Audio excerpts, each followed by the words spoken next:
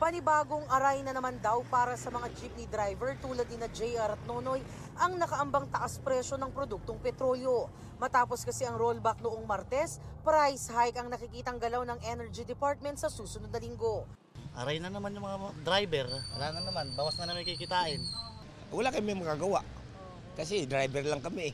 Sa taya ng DOE, maaring tumaas ng 1 peso and 10 centavos hanggang 1 pesos and 50 centavos ang diesel, gasolina at kerosene sa Martes base sa 4 na araw na trading sa international market.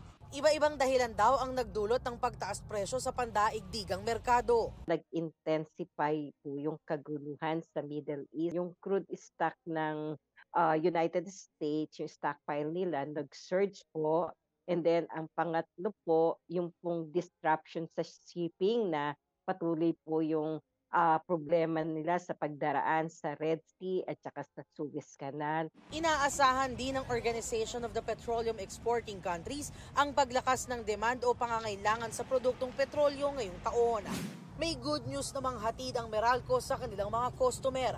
Sabi ng Meralco, handa silang magbigay ng refund sa generation charges na katumbas ng itinaas ng Malampaya gas price ng mga planta ng First Gas noong Enero. Sa sulat ng ERC, hinimok nito ang Meralco na kompletuhin ang pagsusuri para mapatunayan ang rate adjustment sa bagong pinasok na kasunduan ng Malampaya Consortium at First Gas Power Corporation.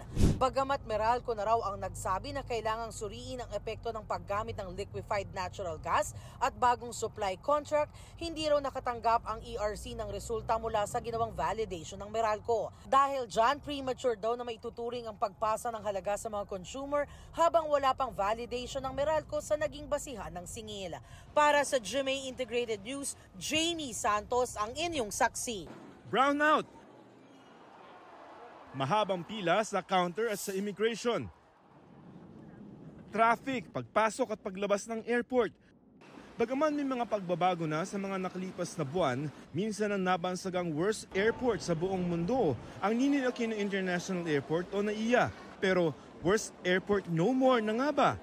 Kanina inanunsyo ng Department of Transportation na may nanalo ng bidder para gawing pribadong operasyon ng airport, ang SMC SAC Consortium.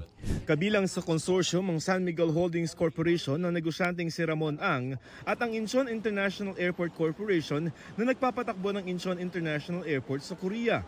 Ang San Miguel din na nagpapatakbo ng Katiklan Airport sa Boracay at nagde-develop ng airport sa Bulacan. Ang SMC SAC Consortium ang pinakamalaking offer na 82.16% ng ibibigay na kita sa gobyerno mula sa 4 na nagbid sa proyekto. Ayon sa DOTR, 36 billion pesos ang inaasang ibibigay nitong kita sa gobyerno taon-taon o 900 billion pesos sa loob ng 25 years na kontrata nito.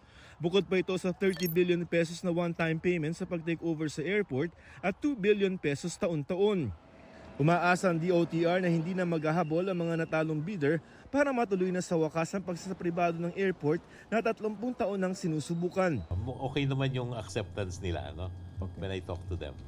Ayon sa Manila International Airport Authority o MIA, hindi naman daw magtataas ng passenger terminal fee kundi sa mga navigation fee lamang at rentals. Ang proposal daw ng SMC SAC and Company Consortium hindi lamang para gawing world-class ang airport, kundi siguraduhin rin na magbebenepisyo ang gobyerno. Makikipagtulungan daw sila sa gobyerno at mga stakeholders para gawing moderno ang airport na may pagmamalaki ng mga Pilipino.